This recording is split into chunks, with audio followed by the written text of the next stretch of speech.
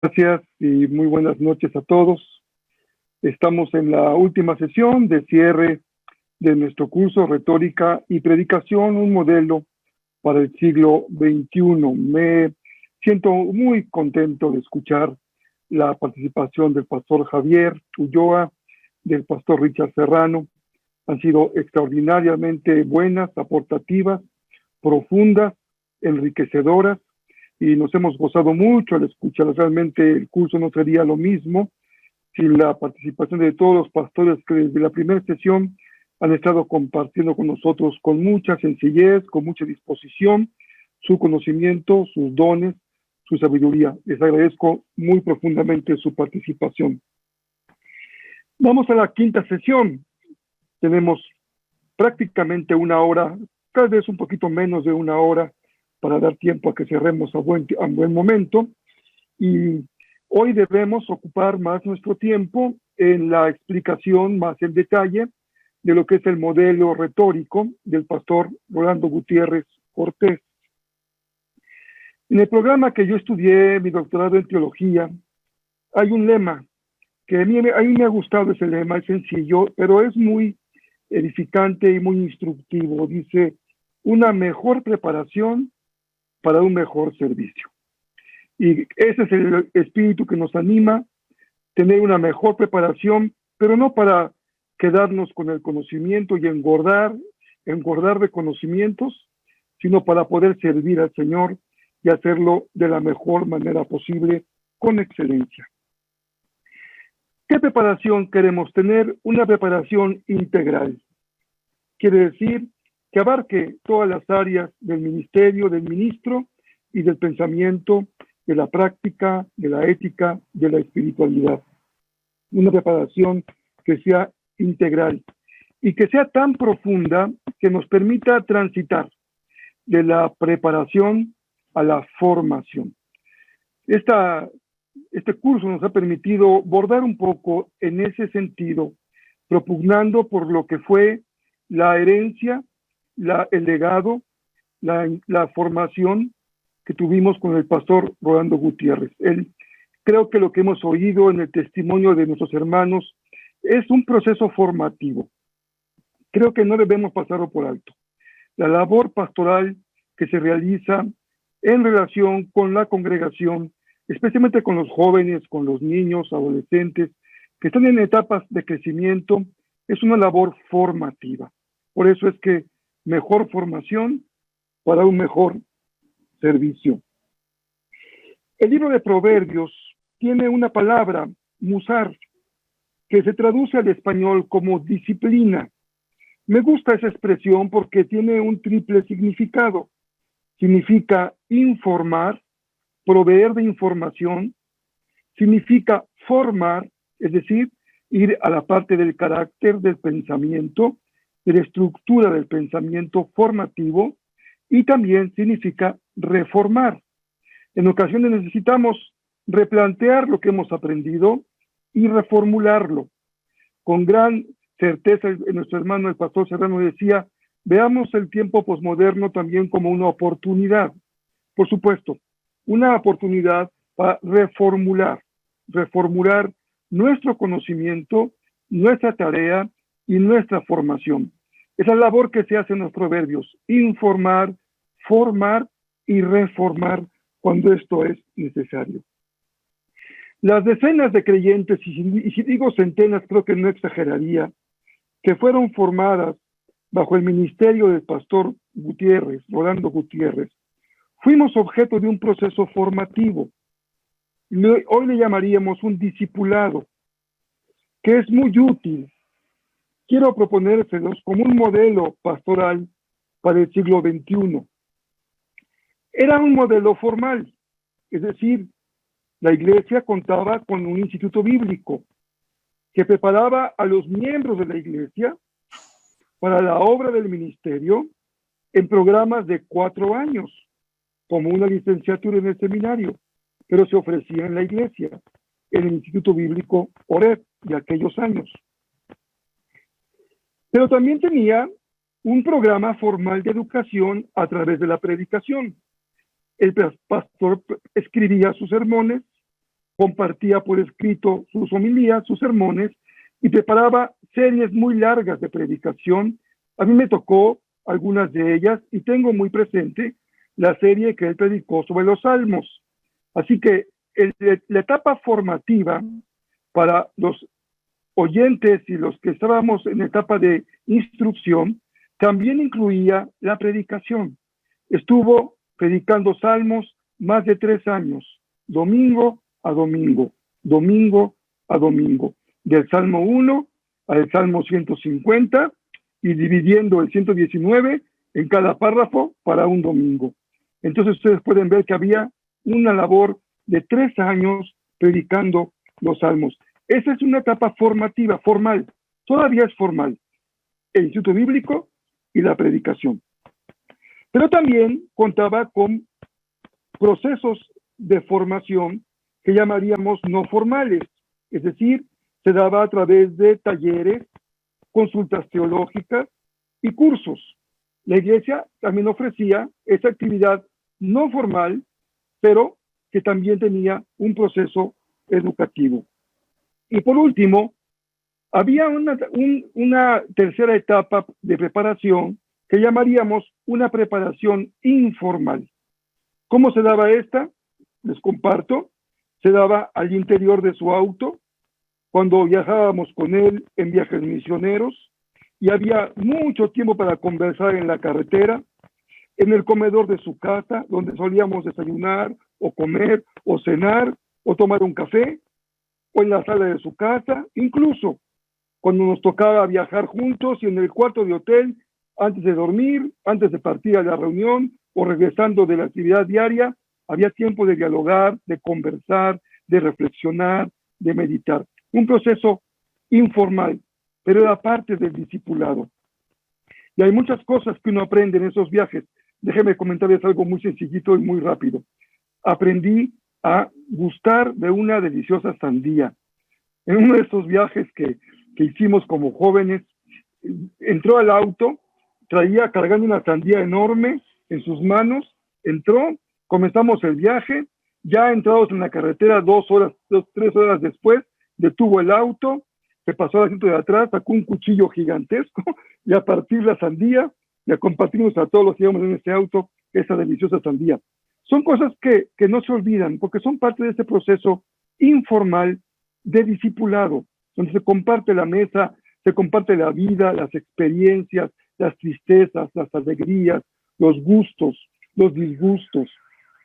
Y parte de este proceso formativo también incluía lo que en su tiempo fue algo totalmente innovador, que fue la consejería pastoral mediante citas que se hacían a través de su secretaria en la oficina, y él recibía en su oficina los miércoles, antes del culto vespertino de la noche del miércoles, él agendaba citas, la gente tomaba el teléfono, pedía una cita y asistía a una consulta pastoral. Eso en nuestro tiempo no era común. Lo más común era que el pastor visitaba en los hogares. Él comenzó a hacer un proceso de disciplina, de formación. Los pastores nos han compartido esas cajitas que él tenía con los nombres de todos los miembros que lo iban a consultar y que desbordaban las cajitas, ya sobraban el espacio para las citas pastorales. Muy bien. Las imágenes de hoy han cambiado mucho del pastor.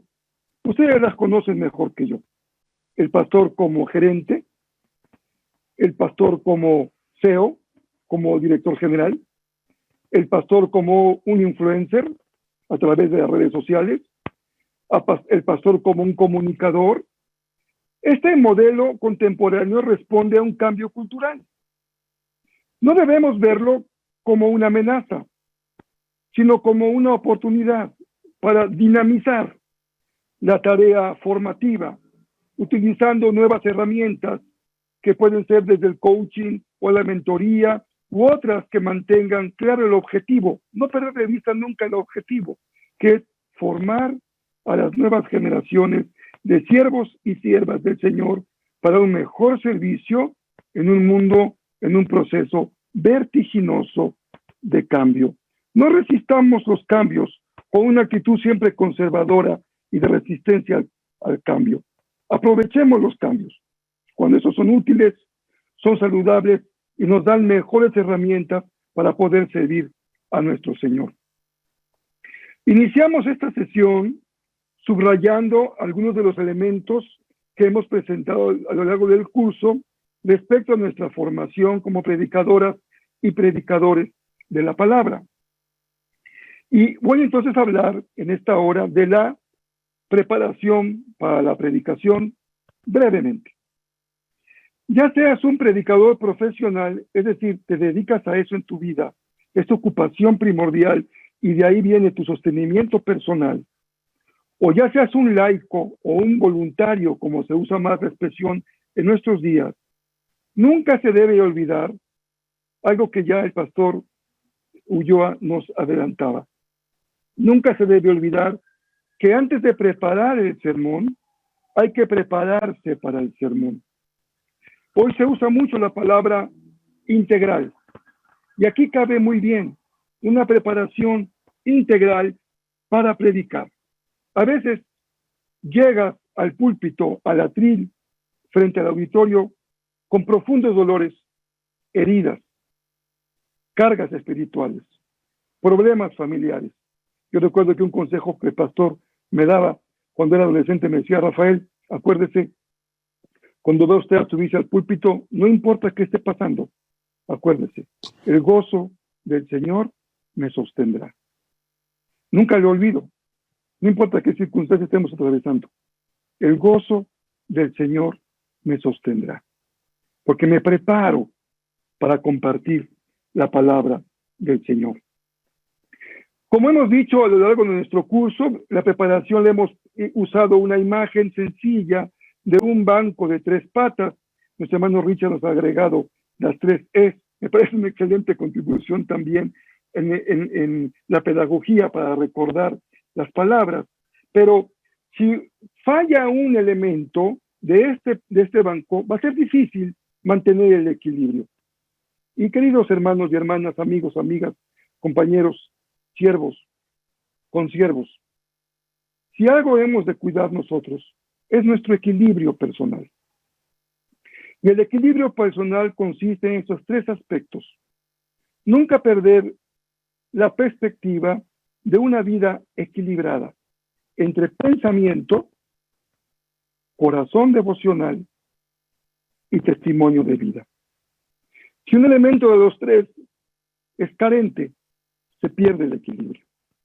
Los griegos usan una palabra muy hermosa, que es no muy usual en el mundo de hoy, es la palabra phronesis, que puede traducirse como prudencia, como equilibrio, como una actitud de mesura.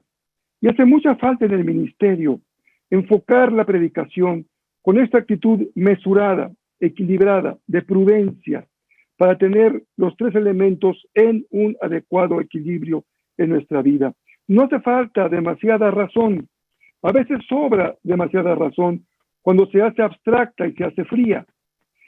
No hace falta demasiado corazón para no caer en la sensibilería, en lo que es un manejo inadecuado de las emociones. Y no hay que exagerar tampoco el enfoque práctico del testimonio de vida, sino un elemento siempre equilibrado en nuestras vidas. Ya hablábamos también sobre la preparación del pastor, y el hermano Javier nos hablaba de la importancia de la preparación física del pastor. Yo no me voy a meter demasiado en eso, pero sí quiero señalarles que si el pastor carece de una buena salud, se va a mostrar en la predicación de inmediato. Es importante cuidar la salud y la condición física del predicador. Todo comunica. Nuestro arreglo personal comunica. Nuestra salud física comunica. Dicen los que saben que este gran predicador, Carlos Spurgeon, que abrió su seminario de predicadores en Londres, Inglaterra, no aceptaba matricular en su seminario a ninguna persona con un defecto físico. Él pensaba que ningún predicador podía ser un predicador si tenía algún defecto físico. Así que con defecto físico no lo recibía. Gracias a Dios que nuestros seminarios no siguen este principio de Spurgeon y cabemos todos, pero la importancia radica en la apariencia, porque comunica. Hoy tal vez se exagera un poco porque nos ha invadido mucho la cultura artística y la cultura del espectáculo, y tampoco debemos de ir a un extremo de vernos como que fuésemos personas dedicadas al mundo del espectáculo, con una actitud de limpieza, de mesura, de equilibrio. Hay una buena comunicación del mensaje del Evangelio. Prohibido no ir limpio, prohibido. Es número uno en la predicación. Cuide mucho usted a qué huele, porque es comunicación, es comunicación. Todo lo que somos comunica el mensaje del Señor. A veces el pastor lleva marcas cuando sube al púlpito. Recuerdo una experiencia en la Facultad de Filosofía, estudiando mi licenciatura hace ya bastantes años. Tuve un extraordinario maestro inglés, hablaba con ciertas limitaciones en español, el doctor Mark de Brenton Platt, era profesor de ética. Nos tocaba con él la primera hora del día, era a las 8 de la mañana, que para filosofía es prácticamente de madrugada. Pero él llegaba a las 8 de la mañana a dar su clase, y en alguna ocasión mi compañero me dijo: oye, Rafael, ¿te has fijado las ojeras que trae el profesor? Le dije: no, pero ahora que me lo dices, tienes razón, tiene unas ojeras tremendas. Me dice: ¿desde qué horas crees tú que está leyendo? Llegaba a las 8 de la mañana a la clase. ¿Desde qué hora crees tú que está leyendo? Es decir, cuando algo te apasiona, es tu vida, ahí está tu corazón, hasta tu propia apariencia física da testimonio de esas marcas de tu ministerio. Si eres un gran lector, tus ojeras lo van a mostrar, porque es lo que se comunica. Somos siempre comunicación y estamos comunicando. Muy bien, no voy a meterme demasiado porque ya hemos hablado de eso, pero en primer lugar recuerden que es muy importante, fundamental, su preparación intelectual, que aspira a ser una formación intelectual. Formación, no información. Formación intelectual. Hoy estamos saturados de información, pero carentes de formación. Cuando la educación se masifica, perdemos el contacto uno a uno con el estudiante y no hay espacio para formarlo, sino para informarlo. Tenemos que recuperar el proceso formativo, que bien puede darse en una institución como un seminario, pero que es excelente el ambiente de la iglesia local para un proceso de formación. Nadie que predica la palabra puede ni debe ser un neófito. No puede ser un ignorante. Déjeme decirlo como le decimos en México. No puede ser un burro. Pero cuidado. La verdadera formación intelectual nos libra de la soberbia de aquel que, sabiendo algunas vocales, quiere humillar a sus hermanos, tratándolos de una manera pretenciosa, citando con palabras hebreas o griegas que a veces con dificultad él mismo alcanza a comprender. Cuando uno empieza su carrera ministerial, quiere mostrarle a la iglesia que realmente sabe. Entonces uno usa todo su arsenal de palabras extrañas que aprenden en el seminario y se las avienta el domingo en la iglesia a la congregación. Cuando usted está ya como un servidor llegando a la meta final de su carrera, lo que nos interesa es que la gente nos comprenda y nos entienda. No que sepan que sabemos, sino que podemos darnos a entender. El pastor Benjamín Chávez, que participó en la reunión del lunes pasado, me compartió una historia muy hermosa, muy simpática. Me decía que alguna vez, predicando en su iglesia, una hermana llegaba siempre al culto un poco tarde, se sentaba hasta atrás, y cuando él empezaba a predicar, cerraba sus ojos. Los abría hasta el momento en que él decía su palabra final del sermón. No era de las hermanas preferidas del pastor Chávez en su congregación. Todos los domingos era el mismo ritual. Él empezaba a predicar, cerraba sus ojos y los abría hasta que terminaba el sermón. En alguna ocasión, cuando se puso en la parte trasera del santuario para despedir, la hermana le dijo al pastor: pastor, quiero decirle algo.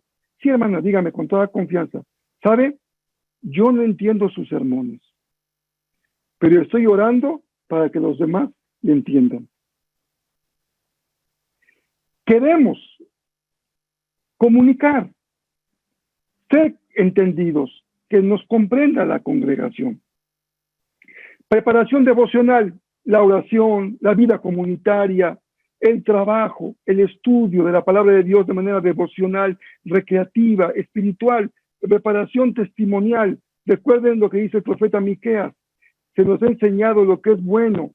El testimonio no es nada más los nos, lo que no hacemos, sino los sí, lo que sí hacemos. ¿Qué hacemos? Amar justicia, amar misericordia y humillarnos ante el Señor. Buscar la justicia, buscar la misericordia y humildad ante el Señor. Testimonio de una vida, humillarse ante el Señor. Pasemos a la retórica. El tiempo que me queda debemos de dedicarlo a darles herramientas muy prácticas sobre la retórica. ¿Dónde empezamos? Si está tomando notas, primer paso en el que empezamos se llama inventio. Se usan muchas palabras latinas, perdónenme, no quiero apantallarlos con las palabras latinas, pero así se usan en la retórica. Inventio es la palabra que se usa en el primer paso. Y si quieren que pongamos español, pongámosle descubrimiento o invención o investigación. ¿Dónde empieza el mensaje en la práctica? En la investigación. Se trata sobre aquello que voy a hablar y empiezo a investigar. Me encargo de encontrar los materiales que voy a usar posteriormente. La tarea vale por la investigación que me lleva al descubrimiento. En primer lugar, se debe tener presente lo siguiente en la investigación. Recuerden que es una investigación que está circunscrita al ámbito de los argumentos de la retórica. Yo aquí me ubico como alguien que va a comunicar el mensaje y voy a utilizar una estructura retórica en el que mi primer paso, ¿cuál es? La investigación, el descubrimiento. ¿De qué? Los siguientes elementos. Número 1, la definición.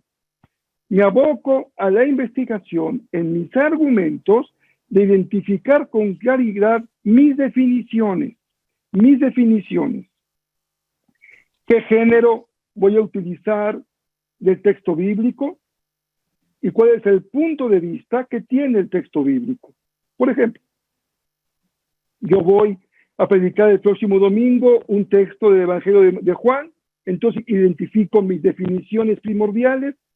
Si yo prediqué el domingo pasado el capítulo 6, Jesús dice de sí mismo: yo soy el pan de vida, comienzo a identificar cuál es mi definición de ese concepto, a qué género pertenece. Es un evangelio, no es una biografía. No es un libro histórico, ni es biográfico, es un evangelio. Vale ya como un género literario. Su propósito es comunicar un mensaje de buenas nuevas y hablar acerca de Jesús. No lo mueve un interés histórico, no lo mueve un interés literario. Entonces yo voy a identificar bien mi género para poder comenzar mi labor de investigación. Segundo, tomo mi texto y empiezo a investigar las divisiones propias del texto. Recuerden que el texto es una unidad literaria. Yo no les aconsejo predicar textos demasiado largos en donde van a ocupar demasiado tiempo para explicarlo, ni tan cortos que no haya una unidad literaria. Cuando el pensamiento está completo, de un principio a un fin, yo encuentro y busco en él sus divisiones naturales, cómo pueden dividirse y cómo están concatenadas esas ideas. Ahora, les advierto, el texto bíblico es un texto muy desafiante para hacer un estudio literario del mismo, porque no siempre fue escrito y compartido y llegó hasta nosotros como una unidad literaria. Ustedes conocen también que hay toda una escuela de metodología que se llama el método histórico crítico, que se ocupa justamente de ir descubriendo cómo se formó el texto, cuáles son sus fuentes, sus tradiciones, sus modificaciones, sus agregados, y a veces llega a nosotros como un texto que ha sido trabajado muchos años. Y entonces cuando vamos al texto podemos encontrar que hay dentro del texto mismo algunas partes que no parecen tener una congruencia muy clara. Observa, ¿por qué llegó así? El texto que estamos recibiendo así, lo leemos, tratamos de entender su estructura, su definición, sus divisiones y su comparación. ¿A qué se parece? ¿A qué es similar y a qué es diferente? ¿En qué se parece Juan con Mateo? ¿En qué es diferente Juan con Marcos? ¿En qué parece Mateo con Lucas? ¿En qué es diferente Lucas con Mateo? Las diferencias son muy ricas. Déjenme decirles algo. Una de las grandes bendiciones de la posmodernidad, como nuestro hermano Richard nos señalaba hace un momento como una oportunidad, es reconocer en el texto bíblico la misma pluralidad. No tengamos una idea homogénea. A veces queremos forzar al texto a que sea homogéneo, y el texto es rico, porque el texto mismo es plural. Yo puedo encontrar alternativas distintas dentro del mismo texto bíblico para que un mismo hecho, un fenómeno, una parábola, pueda ser vista desde ópticas distintas, y eso enriquece. Enriquece la perspectiva de Juan, enriquece la perspectiva de Mateo, enriquece la perspectiva de Lucas. Si voy al Antiguo Testamento, ¿qué enriquece? Enriquece Deuteronomio, se enriquece con Éxodo. Y son a veces relatos similares. Déjenme darles un ejemplo todavía más sencillo. Yo me voy al Génesis, capítulo 1 del Génesis, la descripción de la creación. Y me voy al capítulo 2, y está la famosa segunda descripción de la creación. Y a veces nos cobramos la cabeza queriendo encontrar una homogeneidad en los dos relatos, la que no existe. Son relatos distintos, pero enriquecen. Me dan una perspectiva nueva, una perspectiva más amplia, un relato más enriquecedor de un mismo hecho que se está describiendo. O voy a Reyes y a Crónicas. Ven cómo en la Biblia hay muchísima pluralidad, y la mentalidad positivista moderna de a todo hacerlo homogéneo, claro y distinto, le ha robado una gran riqueza literaria al texto bíblico, que le da una gran riqueza para el mundo de la posmodernidad. Disfruten el texto, gócenlo, léanlo, vean sus diferencias, comparen, busquen sus definiciones, vean cómo pueden ustedes enriquecer su reflexión. Las diferencias, las similaridades, los grados, su género literario, todo esto es la investigación. Estoy en descubrimiento, el texto me habla. El gran teólogo del Antiguo Testamento, Severino Croato, que escribió nada más 4 volúmenes del profeta Isaías, y no estoy seguro si el último volumen lo alcanzó a publicar, porque ya había muerto cuando se terminó su 4º volumen. Quiero decir, después de muerto se trató de editar el 4º volumen del profeta Isaías. Es extraordinario porque él maneja un gran bagaje hermenéutico, pero él dice en su texto: voy a darme la tarea de permitir que el texto hable. No voy a tratar de imponerle mi marco conceptual al texto, mi formación teológica, obligarlo a que el texto sea presbiteriano, bautista, carismático, neopentecostal. No. Dejemos que el texto mismo nos hable y nos desafíe y nos ponga en crisis y nos cuestione y nos abra el panorama, porque el texto mismo habla. Así que yo voy a la Biblia con un espíritu abierto para que el texto me hable y me enriquezca. Muy bien. También buscamos relaciones. Yo veo mi texto y digo, ¿cómo se relaciona el texto a su interior? Es decir, ¿qué hay aquí al principio? ¿Qué relación tiene con la parte final? ¿Es antecedente? ¿Es consecuente? ¿Hay una relación de similaridad? Por ejemplo, Proverbios, que yo estoy ahora dando una pequeña meditación diaria de Proverbios, día a día, 5 minutos de sabiduría para hoy en Proverbios. Y es riquísimo, es extraordinario, porque uno va descubriendo lo que se llama el paralelismo sintético o el paralelismo antitético en Proverbios. Y hay una riqueza literaria, y ahí está el mensaje, cómo se opone la primera frase con la segunda, o cómo la segunda amplía a la primera, o cómo la segunda contradice a la primera, y vamos trabajando proverbios con sus paralelismos, que es parte de la herencia de la poesía hebrea, el paralelismo. Lo vamos sacándole jugo, esto que es precioso para el predicador. Buscamos entender sus circunstancias, los testimonios que hay ahí en los textos bíblicos, las motivaciones de sus autores, de sus personajes, de los ejemplos y contraejemplos que los mueve. Estoy investigando, descubriendo, como un investigador que se va al campo a hacer su trabajo de campo y a enriquecerse de información. Nada más que mi campo es el texto bíblico, el texto bíblico. Muy bien. Ya llené un montón de cuadernos, de hojas, de anotas, ya apunté en el margen de mi Biblia, ya subrayé con colores, ya me fue una concordancia, ya busqué versiones distintas, ya es todo un trabajo de escritorio de investigación. Ahora sí, me siento a darle forma al sermón, me siento a darle forma a lo que voy a predicar. ¿Dónde empiezo? En las partes del discurso. Esto se llama, en términos oratorios, la dispositio. La forma, las partes del discurso. ¿Dónde empieza un sermón? Bueno, aquí hay una pregunta interesante. ¿Dónde empieza un sermón? ¿Dónde empieza el tema del sermón? Hay muchas opciones. Usted leyendo el periódico, ahí tiene el tema del sermón. Viendo la televisión, ahí está el tema del sermón. Leyendo su Biblia, ahí está el tema del sermón. Hablando con sus hijos, ahí está el tema del sermón. Estudiando un libro de alguna ciencia humana, ahí está el tema del sermón. Dios nos sabe de muchos lados. Hay que tener las antenas bien abiertas y los ojos bien abiertos para entender dónde nos habla el Señor. Porque ahí está el tema del sermón. Y a veces no los vemos, porque tenemos los ojos cerrados, los oídos cerrados, el olfato cerrado, y no olemos, ni vemos, ni escuchamos. Y ahí están los gritos de la multitud pidiendo palabra de Dios. Ahí empieza el sermón, escuchando el contexto. A veces es el contexto de mi propia congregación, a veces el contexto social o el contexto cultural. El mensaje solía responder en Jesús a su contexto. Él enseñaba las verdades que había conocido en la presencia del Padre. ¿Les ha pasado, no es cierto? Cuando ustedes están en oración con el Señor en la madrugada de rodillas o en su cama, metida la cabeza en la almohada hablando con Dios, y ahí sale el tema del sermón, de una conversación íntima entre el Hijo y el Padre. Nadie le escucha, nadie le entiende más que usted, porque usted está hablando con su Padre Celestial, y ahí están haciendo el tema del sermón.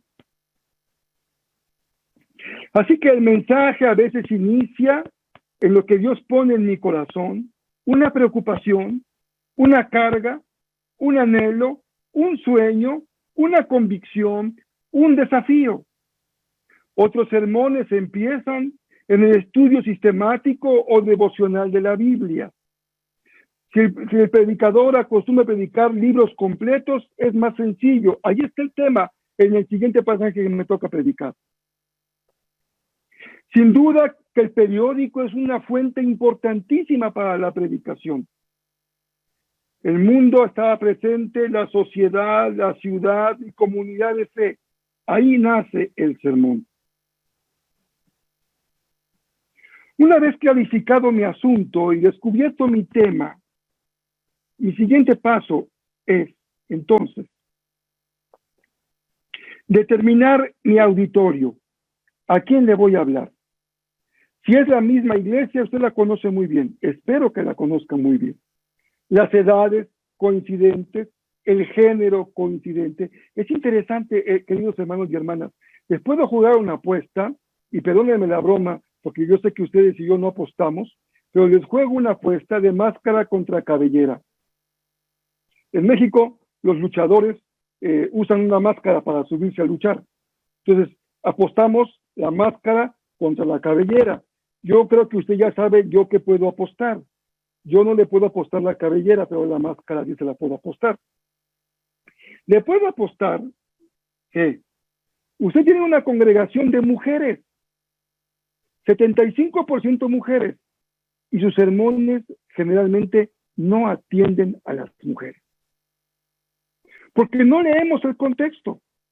Predicamos como que fuera una congregación de varones, pero una congregación de mujeres. Tal vez usted le puede tocar el caso específico de una congregación de personas mayores, de ancianos, y pensamos que predicamos como personas a la mediana edad. Tenemos que predicar a nuestra congregación. Recuerden que es retórica. La retórica siempre parte del auditorio. ¿Quién me escucha? ¿Quién es mi auditorio? ¿Quién está escuchando el domingo el mensaje? Ellos son mi auditorio y es mi enfoque en la preparación del sermón. Una vez que he identificado con claridad a mi auditorio, ya tengo entonces mi tema, he leído el texto bíblico, ya sé de qué voy a hablar, conozco a mi congregación, sé a quién le voy a hablar. Ya me toca entonces colocar la estructura. Mi hermano, un sermón sin estructura se cae. Tienes que tener un sermón estructurado.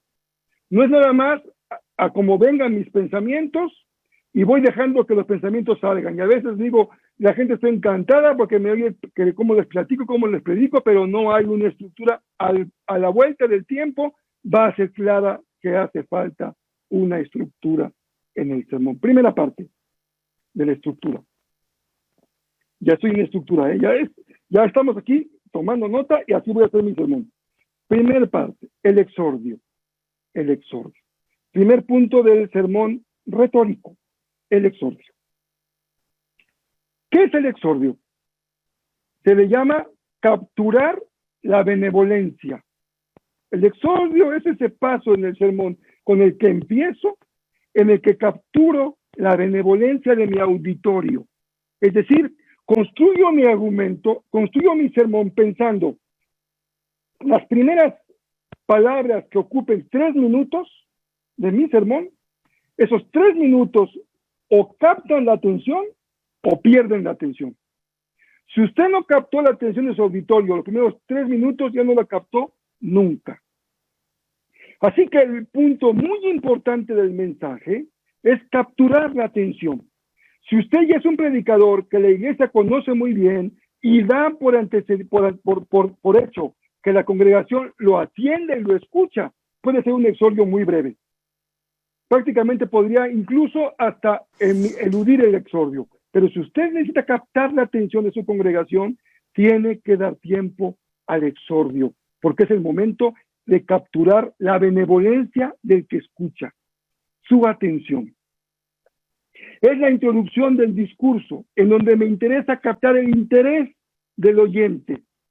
No puedo exagerar en este primer paso la importancia de la empatía.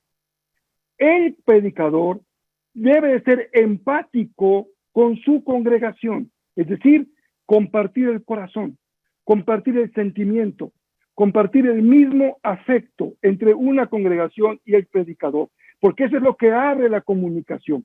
Es lo que permite que haya una comunicación de corazón a corazón. No es de boca a oído, sino de corazón a corazón. Y ahí se genera una empatía en la parte del exordio. Y la única forma como usted puede tocar el corazón de su auditorio es hablando desde su corazón. Cuando usted abre su corazón, la gente abre su corazón. Por eso es indispensable conocer de la mejor forma posible su auditorio. Hay algunas cosas muy obvias sobre el exordio. Cuidado, no debe ser muy largo. Es simplemente para introducirme. Segundo, no debe de desviarme. Al contrario, introducirme al tema. Nunca debe distraer, sino conducir hacia el tema. No se debe de exceder nunca en el tiempo, nunca más del 10% del tiempo del sermón. Hacer referencia a lo que la iglesia está viviendo, el mundo, la sociedad, en ese momento, es muy eficaz. Usted puede observar que muchos predicadores, la mayoría, hoy están predicando sobre la pandemia. porque toda nuestra atención está centrada en la pandemia. Pero cuidado, llegó un momento en que la gente dice, pastor, por favor, ya no nos hable de la pandemia, porque en las noticias, la televisión, el periódico, el vecino, el amigo, todo es la pandemia, ya estamos hasta el copete de la pandemia. Queremos llegar a la iglesia a descansar y no que me vuelva a hablar de la pandemia. Entonces, cuidado, un tema contemporáneo que capta la atención, que puede ser de interés, pero con equilibrio. Otra vez, con prudencia. Ni mucho, ni poco, sino equilibrado. He aquí, les comparto algunos temas muy buenos para introducirse en su exordio, que pueden captar la atención. Investigue usted cuando acabe esta clase lo que se llama la pirámide de valores de Maslow. Allí está clarísimo lo que a la gente le interesa hasta arriba, en la punta de la pirámide, y lo que le interesa en la base de la pirámide. Esos temas de la pirámide de Maslow son de interés de todo ser humano. Si usted habla de esos temas, va a capturar la atención de las personas a las que usted se tiene que dirigir. Los derechos humanos son temas de hoy. Los derechos humanos, las relaciones interpersonales son interés de las personas de hoy. Los problemas sociales y políticos de interés de las personas de hoy. La problemática emocional a todo mundo le interesa. La problemática emocional, la autoestima, la autoaceptación, el manejo de la ira, de la culpa, de las emociones. Si usted va a hablar de eso, capta la atención de inmediato, aunque no sea su abordamiento psicológico. Es pastoral, es bíblico, pero parte de una realidad de su congregación. Temas de familia, muy importantes.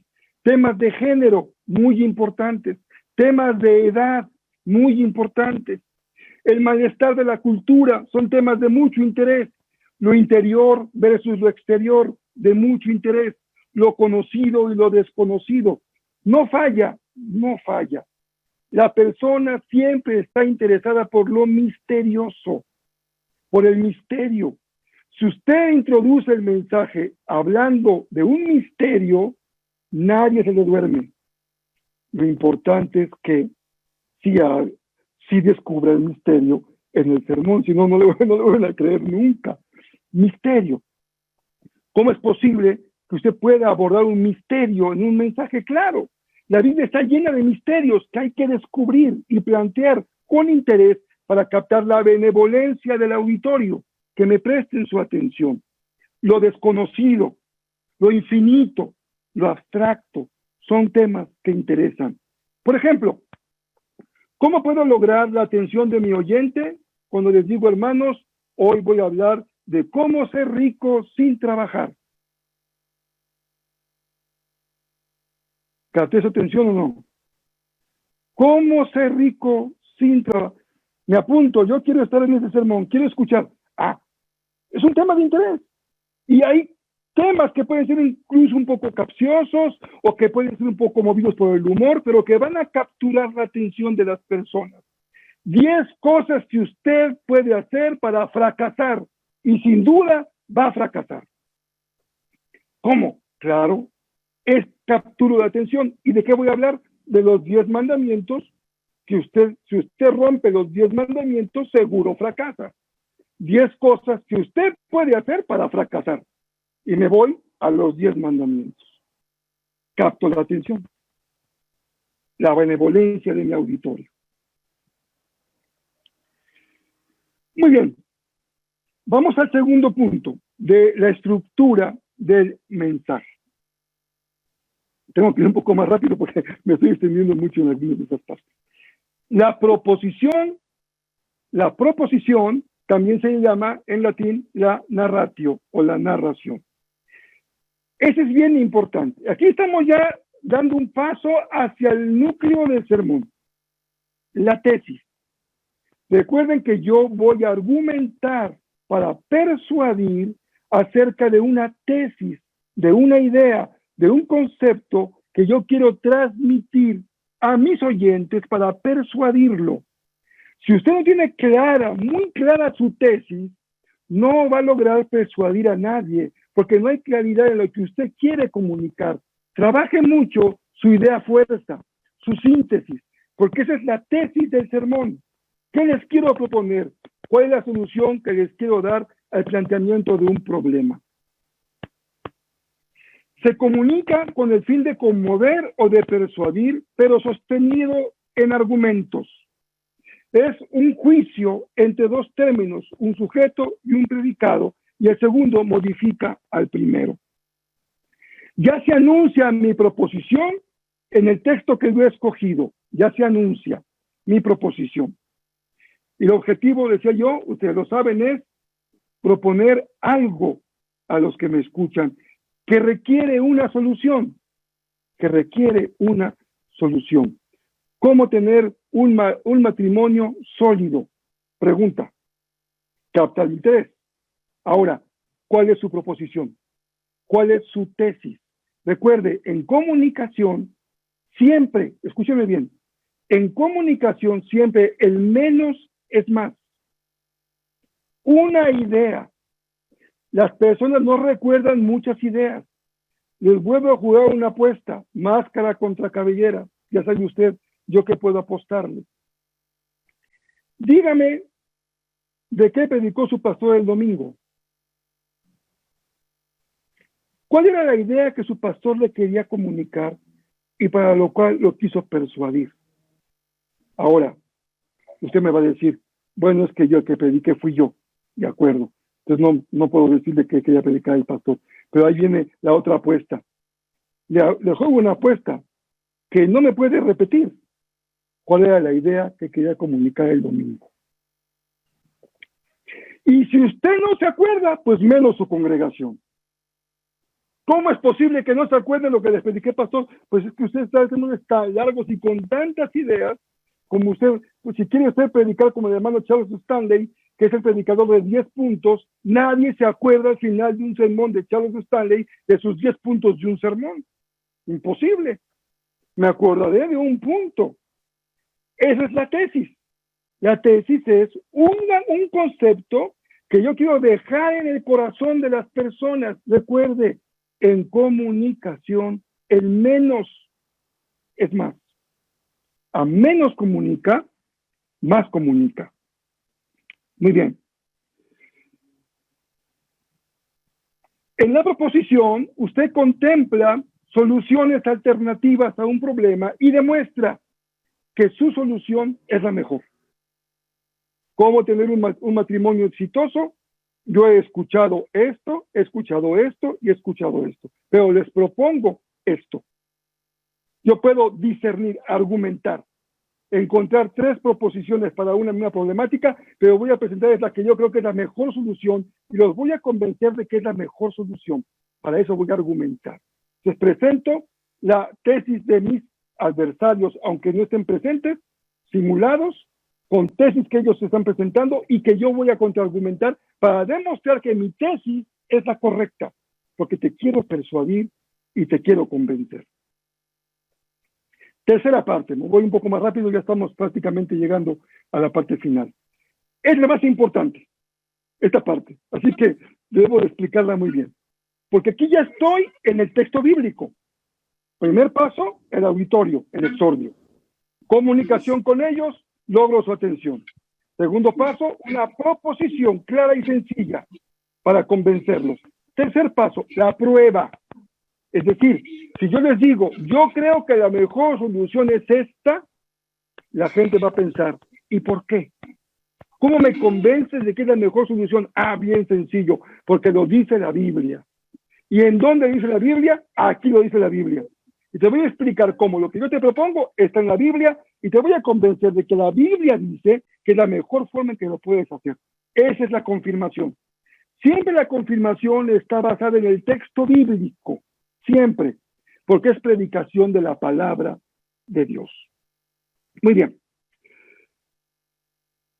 Cuando llegas a la confirmación, no está prohibido decir, así lo he hecho yo y me ha funcionado. Estoy convenciendo.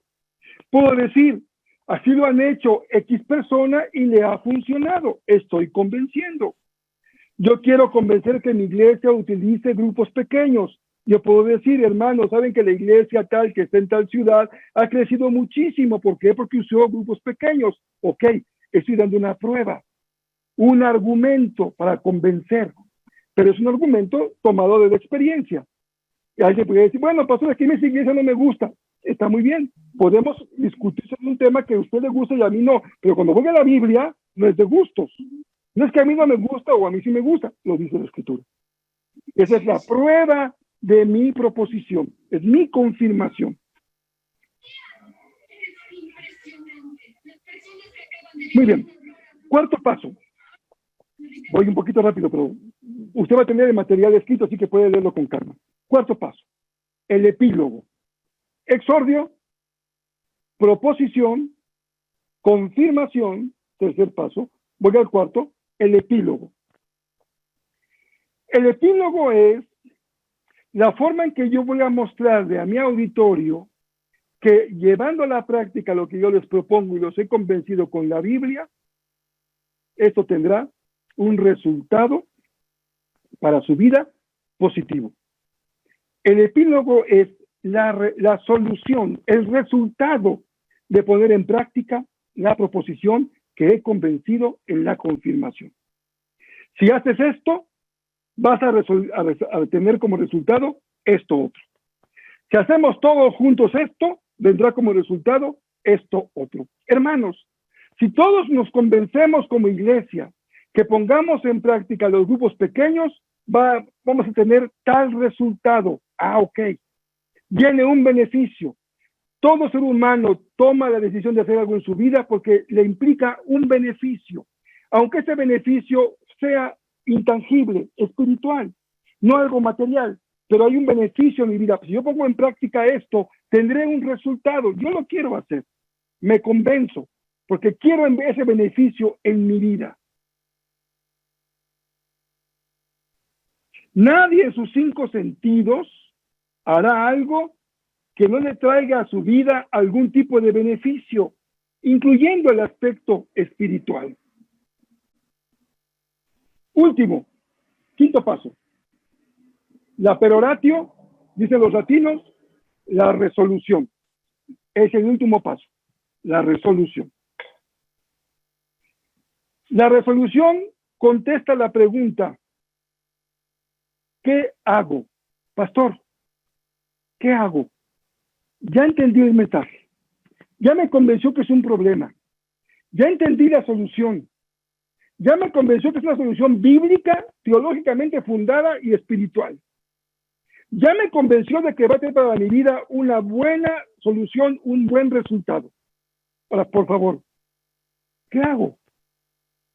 La predicación siempre es exhortativa, siempre va orientada a un comportamiento, a algo que debo de aprender, algo que debo de sentir o algo que debo de hacer. Siempre es exhortativo.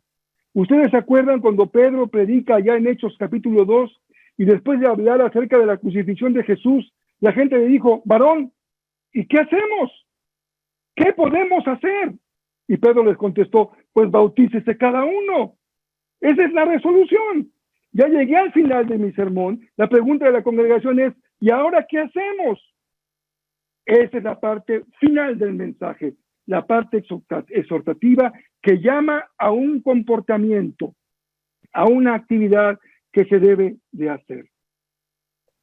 Es una consecuencia lógica de lo que planteé. Ahora bien, déjenme mostrarles brevemente una pequeña lámina que tengo preparada para ustedes, porque explica muy bien algo que me interesa mucho que ustedes puedan comprender en esta hora. Nada más déjenme ponerles aquí, compartir pantalla, ahora sí, y vámonos por acá. A ver.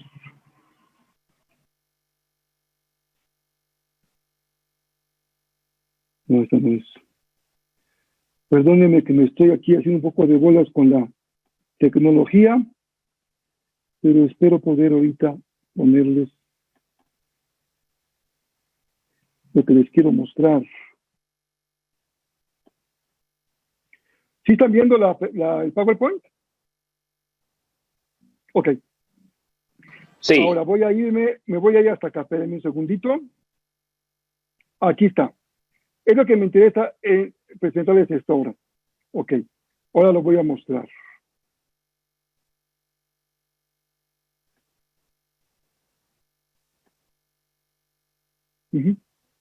Aquí está, muy bien. Un sermón sin estructura se cae. Fíjense bien, las relaciones en la estructura del mensaje. ¿Qué tenemos arriba? Título. ¿De dónde emana el título del sermón? Sigan la flecha. ¿Qué está abajo del título? El texto. ¿Qué está abajo del texto? Sigan la flecha, la confirmación. La confirmación en dónde está fundamentada en el texto bíblico. Entonces, yo tengo mi hojita de mi estructura de mi sermón. Tiene un título. El título emana de la confirmación, que es el texto bíblico. El texto quiere decir que yo aquí pongo abajo del título el pasaje que voy a predicar. Pero la relación está vertical entre el título del sermón y su confirmación, que es el texto bíblico. De ahí emana el título del sermón. Breve, interesante, atrayente, sugestivo, que provoca el pensamiento y que capte la atención. Ese es un título bueno. Breve, sugestivo, que capte la atención, que introduzca el tema, que hable de lo que voy yo a presentar. Ahora bien, ¿dónde empecé? En el exordio. En la parte izquierda de su pantalla, si tenemos la misma lista de la pantalla, donde dice exordio. Si yo empiezo el mensaje, empiezo en el exordio. ¿Cuál es mi segundo paso? La palabra que está abajo, la palabra proposición. ¿Lo están siguiendo? En la parte media de la pantalla está la confirmación y a la derecha está la resolución y el epílogo, ¿de acuerdo? Muy bien. ¿Cómo se comunica la estructura internamente para que el edificio se sostenga y no se me caiga? El título va con el texto y apunta a la confirmación. Pero el exordio se relaciona con la resolución. ¿Por qué? Porque aquí planteo una problemática y aquí planteo la consecuencia de resolverla. Esto debe tener una conexión lógica. Yo no puedo dar una resolución aquí que no planteé en el exordio. Tienen que estar comunicadas una con la otra. Lo mismo la proposición con el epílogo. Es decir, lo que yo propongo con las consecuencias de lo que yo propuse. Hay una relación entre proposición y epílogo, entre exordio y resolución, y el título con la confirmación. ¿De acuerdo? Esa es la estructura del discurso, para que no se me caiga. Si yo voy a dedicarle 45 minutos a mi sermón, o 50, 10% el exordio, 10% la proposición, 30% el texto bíblico, 10% la resolución y 10% el epílogo. Lo más importante en el tema, en el tiempo, es el texto bíblico. Yo voy tejiendo el texto, voy explicando el texto, voy enamorando a la congregación con el texto bíblico. Es lo más importante. Soy predicador de la palabra del Señor. Muy bien. Creo que con esto más o menos puedo explicar mejor la parte de la estructura del mensaje. Muy bien. Muy bien. Déjeme ya ir finalmente terminando, porque ya estamos a 2 minutos de que terminemos y el hermano Daniel nos apaga la luz y se va a dormir a su casa. Así que tenemos que terminar. Muy bien. Ahora, en su material, ya no lo voy a explicar, porque incluso es un poco técnico. En su material, acabando la explicación de la estructura del sermón, del discurso, viene la parte que se llama la elocutio o lexis. Ahí se mencionan todas las figuras retóricas. Véanlas con calma, estudienlas, practíquenlas. Vienen todas las figuras del discurso, las figuras retóricas, que ayudan mucho en la comunicación. Muy bien.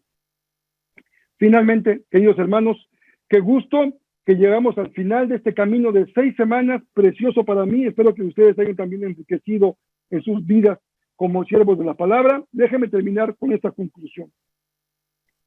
En un curso que aborda la relación entre la predicación cristiana y la retórica, es necesario iniciar, como lo hicimos en la primera sesión, con el contexto. Y teníamos que ir en la segunda sesión al emisor, al predicador, al orador. Hoy estamos terminando con el discurso, siguiendo el modelo del pastor Rolando Gutiérrez Cortés, quien fue quien nos enseñó este modelo de 5 pasos en la predicación. Como les mencionaba yo hace ya 6 semanas, no es sabio ni es conveniente pontificar acerca del valor o la garantía de éxito de algún tipo de sermón. Algunos hoy defienden a capa y espada y con fanatismo el sermón expositivo. Otros son fieles defensores de la homilía clásica medieval.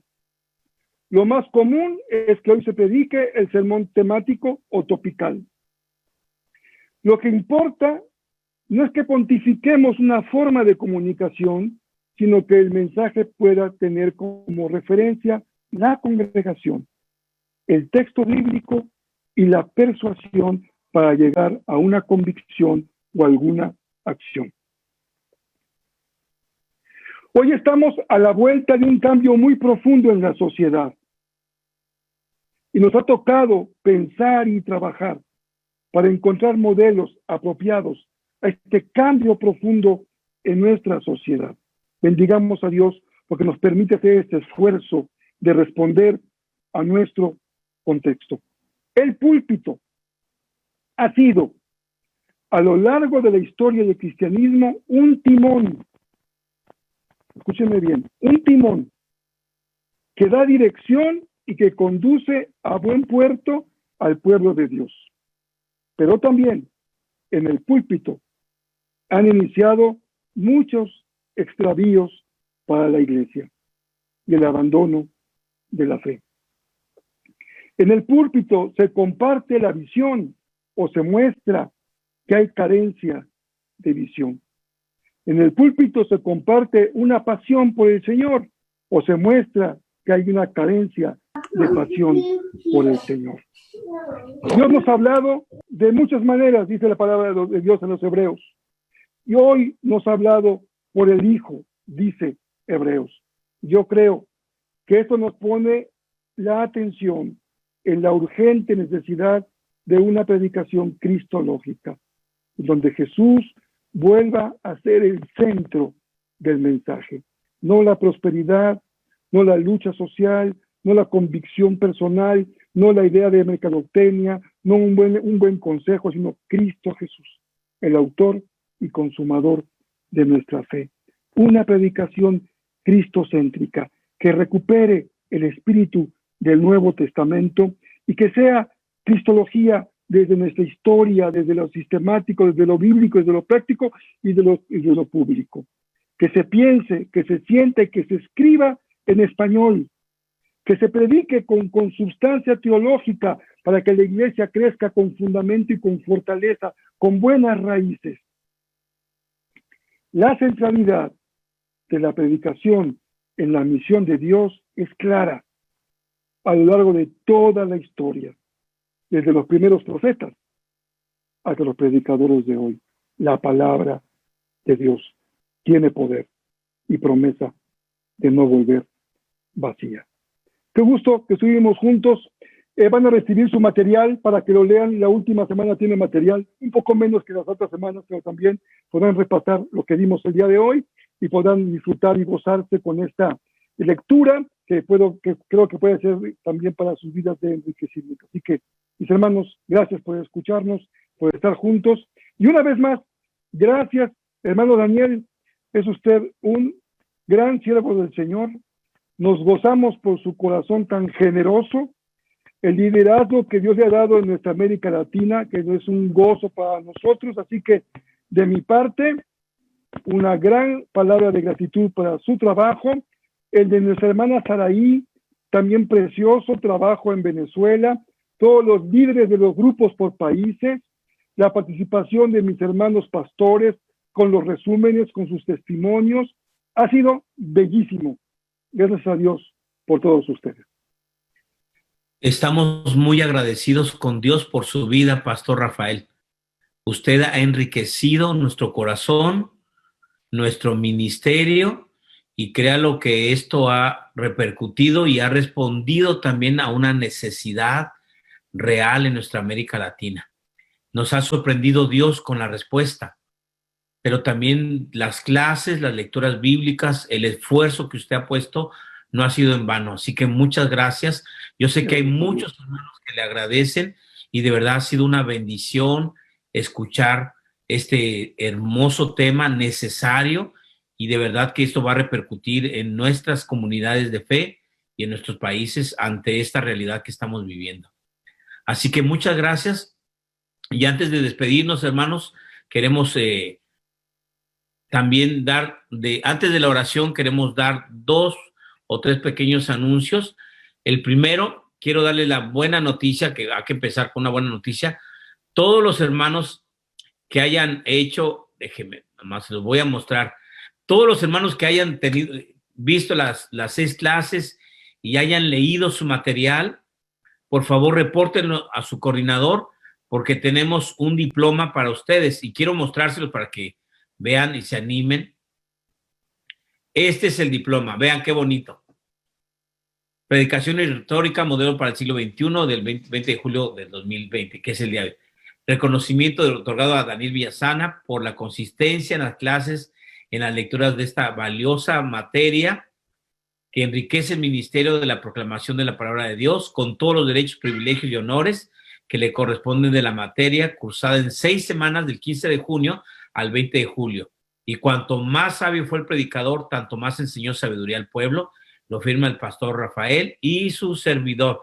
Así para que vean, todos van, los que hicieron su tarea van a recibirlo. Y también queremos darles una buena noticia, y esta buena noticia, mis hermanos, es que hemos hablado con algunos pastores y estamos preparando la nueva, no, espérame, y el nuevo curso y la nueva materia, en lo cual todos están invitados. Y bueno, quiero decirles teología y pastoral en tiempos de pandemia en América Latina. Del 3 al 31 de agosto son 5 clases, 5 ponentes, y nada más quiero decirles para que ustedes vamos a tomar una semana de descanso, pero va a estar el pastor Rafael Pola, va a estar el pastor Richard Serrano, va a estar el pastor Sergio Ulloa, va a estar el pastor Pablo A. Jiménez y va a estar su servidor. Son 5 temas sobre esta temática, teología y pastoral en tiempos de pandemia en América Latina. Así que no queremos dejar pasar por alto este anuncio muy importante para todos los que están escuchando. Así que va a ser enriquecedor, va a ser muy hermoso. Les animamos a que sigan. Por favor, envíele el resumen o envíele a decir a su coordinador que sí leyó el material, para que los coordinadores en esta semana le hagamos llegar su reconocimiento vía online. Y yo sé que algunos seminarios lo van a admitir como crédito y damos gracias a Dios por eso. Pero también está apoyado por la Convención Bautista de Venezuela, por grupos de Perú, por también la Convención Bautista de Alabama. Está reconocido también por el Seminario de los Teques en Caracas, por el Instituto de Consejería Cristiana y por varios institutos. Damos gracias a Dios por esto, hermanos. Así que ha sido hermosa la bendición que hemos tenido de recibir esta hermosa materia. Vamos a permitir ahora, y también le quiero anunciar que les van a hacer llegar, hermanos y hermanas, unos postcard que está promocionando nuestro pastor querido, Richard Serrano, a través de los coordinadores, y les pedimos por favor que también pongan atención y que puedan ustedes integrarse a este esfuerzo. Vamos a despedirnos en oración con el pastor Sergio Ulloa, y de esta manera vamos a terminar nuestra clase. Adelante, pastor. Sí, gracias, hermanos. Gracias, Rafa, por tu curso. Oremos. Te bendecimos, Padre, por medio de nuestro Señor Jesucristo, porque por Él enviaste a tu Espíritu para que los siervos y las siervas de tu pueblo proclamen la palabra de verdad y de vida. y anuncien la llegada de tu reino. Ahora, Señor, te rogamos que nos envíes con toda inteligencia, con profundidad espiritual, con un estilo de vida que refleje la ética de tu palabra sanadora y potenciadora. Que podamos discernir los signos de los tiempos para dar una palabra pertinente que edifique, exhorte, consuele. También denuncie las injusticias, pero anuncie las buenas nuevas de tu evangelio. Envíanos con tu palabra para preparar tus caminos, allanar los senderos, enderezar lo torcido, igualar lo escabroso. Que tu espíritu y la palabra nos llenen de sabiduría para que se mantenga encendida la palabra de Jesús en medio de tu iglesia. Y que en tu nombre, Señor, se renueve tu creación para que el futuro que nos has prometido sea una realidad de vida para todo tu pueblo. Por Cristo y por su reino te lo rogamos. Amén. Amén. Dios les bendiga. Podemos abrir nuestros micrófonos y despedirnos o escribir también a sus coordinadores. Buenas noches a todos. La bendición y escribir también. Hola, hermano. Amén. Buenas noches. Buenas noches, bendiciones. Buenas noches, Dios me lo bendiga. Gracias, Dios. Gracias, pastores. Buenas noches para todos. Con ustedes. Un abrazo desde las aguas. Buenas noches, pastora Rudy, pastor. Buenas noches. Buenas noches a todos. Buenas noches, pastores. Dios les bendiga. Bendiciones para todos. Sergio, Dios le bendiga. Ciudad de México. Ana Luz, Dios les guarde. Gracias, hermano. Un fuerte abrazo. Buenas noches, para pastor. todos. Keila, qué bueno verte, Keila. Saludos, pastor. Nos vemos, Esteban. Que Dios les bendiga, hermanos. Bendiciones. Muchas bendiciones, hermanos. Saludos. Nos vemos, Luis. Hermano Esteban. Joaquín, gusto saludarte. Nos vemos. Igualmente, Sergio. Igualmente, Luis. Doctor Rafael, gracias. Saludos a la familia. Saludos. Saludos y bendiciones, hermanos. Bendiciones para todos desde Venezuela. Gracias. Igual, Dios lo bendiga. Saludos de Perú. Pastor Pola desde Cancún. Qué gusto. Saludos. Gracias, hasta luego. Sonia Trujillo, hermano. Claro, sí, ya te ubiqué. Hasta luego. Dios les bendiga. Nos vemos, Isa. Bendiciones. Un abrazo Hermano, para nos su vemos esposa, Pastor Ulloa. El 3 de agosto. Nos vemos, Aurorita. Dios les bendiga. Aurora, nos vemos. Hermano. Hola, saludos desde Cancún. Laura. Hasta luego. Qué gusto. Hasta luego, Pastor Pola. Gracias. Mucho gusto.